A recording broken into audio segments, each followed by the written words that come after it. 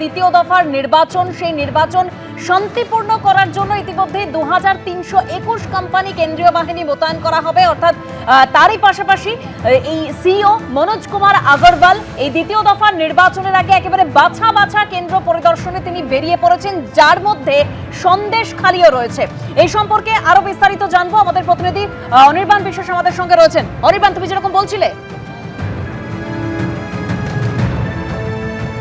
দেখো দেবস্মিতা, একদমই মনোজ কুমার আগরওয়াল সহ তার যে টিম তারা কিন্তু বেরিয়ে পড়েছেন। এনকে মিশ্রাও যিনি রয়েছেন স্পেশাল অবজারভার, পুলিশ অবজারভার, তিনিও কিন্তু রয়েছেন এবং তারা কিন্তু বিভিন্ন জায়গায় যাচ্ছেন। এবং তুমি যদি দেখো যে আজকে সকাল থেকে তারা যে যে জায়গাগুলো গেছে তার মধ্যে ছিল আরামবাগ, বারাকপুর, বনগা, এমনকি সন্দেশখালী। এই যে 4টি জায়গায় আজকে তারা ঘুরছেন, প্রত্যেকটি জায়গায় কিন্তু অতীতের যে লোকসভা বা বিধানসভা নির্বাচন, সেই বিধানসভা নির্বাচনগুলিতে কিন্তু হিংসার ঘটনা ঘটেছে। কোথাও গুলি চলেছিল, কোথাও মৃত্যুর ঘটনা ঘটেছিল, কোথাও বোমাবাজি হয়েছিল। ফলত সেই কথা মাথায় রেখে কিন্তু সিইও মনোজ আগরওয়াল তিনি কিন্তু নিজে বেরিয়ে পড়েছেন, সরেজমিনে সেখানে যাচ্ছেন এবং সেখানকার পরিস্থিতি খতিয়ে দেখছেন। শুধু তিনি যাচ্ছেন, পরিস্থিতি খতিয়ে দেখছেন এমনটা নয়, সেখানে কিন্তু যে সমস্ত স্টেক হোল্ডার রয়েছে, পুলিশ থেকে শুরু করে কেন্দ্রীয় বাহিনীর জওয়ান থেকে শুরু করে পুলিশ অবজারভার, ডিও, প্রত্যেকের সাথে কথা বলছেন। কতজন এখনও পর্যন্ত যারা ট্রাভেল মেকার্স রয়েছেন তাদের কী অবস্থা, কতজনকে গ্রেপ্তার করা গেছে, কী পরিমাণে অস্ত্র সিজ হয়েছে, তার বিস্তারিত তথ্য কিন্তু তিনি নিয়ে নিচ্ছেন। কোন কোন এলাকাগুলো সবচেয়ে বেশি সেন্সিটিভ, সেখানে কী ধরনের জোর দিতে হবে। অর্থাৎ যেটা বোঝা যাচ্ছে যে এই যে এলাকাগুলোতে মনোজ আগরওয়াল এবং তার টিম যাচ্ছেন, প্রত্যেকটি এলাকার জন্য কিন্তু আলাদা আলাদা পরিকল্পনা নেওয়া হয়েছে ইলেকশন কমিশনের তরফে। এবং যেমনটা আমরা জানতে পারছি আগামীকালও কিন্তু তিনি বেরোবেন এবং আগামীকাল কিন্তু তিনি কাটোয়া এবং কাকদ্বীপ যাওয়ার কথা রয়েছে। অর্থাৎ একদিকে কিন্তু নদিয়া, অন্যদিকে কিন্তু তিনি দক্ষিণ 24 পরগনায় যাবেন। স্বাভাবিকভাবে এই কাকদ্বীপ কিন্তু বারে বারে আমরা দেখেছি যে দক্ষিণ 24 পরগনার এই যে কাকদ্বীপ, সেখানে কিন্তু বারে বারে গণ্ডগোল হয়, মৃত্যুর ঘটনাও ঘটেছে আগের নির্বাচনগুলোতে। ফলত ইলেকশন কমিশন এবং সিইও অফিস চাইছে যে 29-এর নির্বাচন, সেটা কিন্তু অত্যন্ত বড় চ্যালেঞ্জ তাদের কাছে এবং এই নির্বাচন যদি সুষ্ঠুভাবে করতে হয় তার জন্য প্রত্যেকটি বিধানসভা বা যে যে এলাকা বা যে যে বিধানসভাগুলো হিংসাপ্রবণ, সেই সমস্ত এলাকার জন্য আলাদা আলাদা করে কিন্তু দাওয়াই ঠিক করতে হবে এবং সেই দাওয়াই দেওয়ার জন্যই কিন্তু বলা যেতে পারে আজকে মনোজ আগরওয়াল তার টিম নিয়ে বেরিয়ে পড়েছেন বিভিন্ন জেলায় জেলায় বিভিন্ন বিধানসভা কেন্দ্রগুলিতে। ধন্যবাদ অনির্বাণ। দ্বিতীয় দফা ভোটের আগে নিরাপত্তায় জোর, কত কোম্পানি কেন্দ্রীয় বাহিনী মোতায়েন করা হয়েছে এবং কোথায় কোথায় সেই কেন্দ্রীয় বাহিনী মোতায়েন করা হয়েছে আপনাদেরকে জানাবো।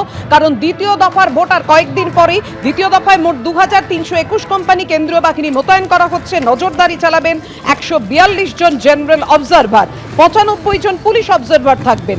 কলকাতার জন্য মোতায়েন থাকছে 273 কোম্পানি বাহিনী। কথা বলবো, আমাদের সঙ্গে রয়েছেন আমাদের প্রতিনিধি অনির্বাণ বিশ্বাস। অনির্বাণ, কোথায় কোথায় কত কোম্পানি কেন্দ্রীয় বাহিনী মোতায়েন থাকছে দ্বিতীয় দফার জন্য?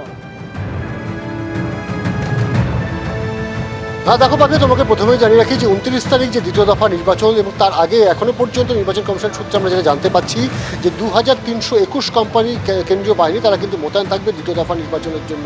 এবং এর পাশাপাশি কিন্তু 142 জন জেনারেল অবজারভার থাকবেন, এক্সপেন্ডিচার অবজারভার থাকবেন আরও 100 জন এবং 95 জন থাকবেন কিন্তু পুলিশ অবজারভার। এবং যে কেন্দ্রীয় বাহিনীর মোতায়েনের কথা বলা হচ্ছে, এখনও পর্যন্ত ইনিশিয়ালি যে তথ্য আমাদের হাতে এসে পৌঁছেছে তাতে দেখা যাচ্ছে যে কলকাতা পুলিশ এরিয়াতেই কিন্তু সবচেয়ে বেশি কেন্দ্রীয় বাহিনী মোতায়েন করা হবে। সেখানে থাকবে 273 কোম্পানি কেন্দ্রীয় বাহিনী। এরপরই যদি দেখা যায় তাহলে কিন্তু পূর্ব বর্ধমান, সেখানে থাকবে 260 কোম্পানি কেন্দ্রীয় বাহিনী এবং হুগলি রুরাল, যেটা কিন্তু অত্যন্ত গুরুত্বপূর্ণ, হুগলি রুরাল এরিয়া, সেখানে কিন্তু 234 কোম্পানি কেন্দ্রীয় বাহিনী। ঠিক এরকমভাবে কিন্তু একাধিক জায়গা রয়েছে যেখানে কিন্তু প্রচুর সংখ্যায় কেন্দ্রীয় বাহিনী মোতায়েন করা হবে। মূলত কমিশন যেটা চাইছে যে দ্বিতীয় দফায় কিন্তু অবাধ এবং সুষ্ঠু নির্বাচন, সেই নির্বাচন করবার জন্য যা যা প্রয়োজনীয় পদক্ষেপ নেওয়ার প্রয়োজন, সেই প্রয়োজনীয় পদক্ষেপ নেওয়া হবে। তবে কমিশন সূত্রে এটাও খবর যে প্রথম দফা নির্বাচন যতটা সহজে কমিশন উদ্যোগ নিতে পেরেছিল, দ্বিতীয় দফার ক্ষেত্রে কিন্তু যথেষ্ট চ্যালেঞ্জ রয়েছে। কারণ যে সমস্ত এলাকায় আজকে ইলেকশন কমিশনের তরফ থেকে নজর দেওয়া হচ্ছে, সেই সমস্ত এলাকায় কিন্তু প্রায় হিংসা কবলিত এলাকা এক এক সময় এবং আগের নির্বাচন অর্থাৎ লোকসভা নির্বাচন বা বিধানসভা নির্বাচনে সেই সমস্ত এলাকায় কিন্তু হিংসার অভিযোগ রয়েছে বা হিংসা হয়েছে। সেই কথা মাথায় রেখেই কিন্তু দ্বিতীয় দফার যে নির্বাচন হতে চলেছে 142 আসনে, সেই জন্য কিন্তু আলাদা আলাদা স্ট্র্যাটেজি নেওয়া হচ্ছে। এবং তুমি জানো আজ সকাল থেকে কিন্তু মনোজ কুমার আগরওয়াল যিনি সিইও, তিনি কিন্তু বিভিন্ন জেলায় জেলায় ঘুরছেন, বিভিন্ন বিধানসভা এলাকায় ঘুরছেন আজকে সকাল থেকে।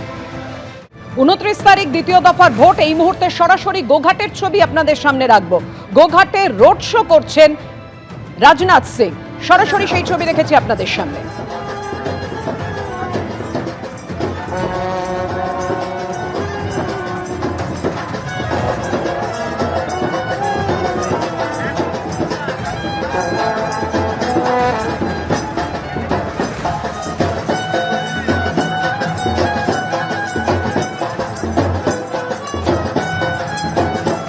নির্বাচনী প্রচারে রাজনাথ সিং এই মুহূর্তে রোড শো করছেন গোঘাটে। আপনারা দেখতে পাচ্ছেন সরাসরি সেই ছবি।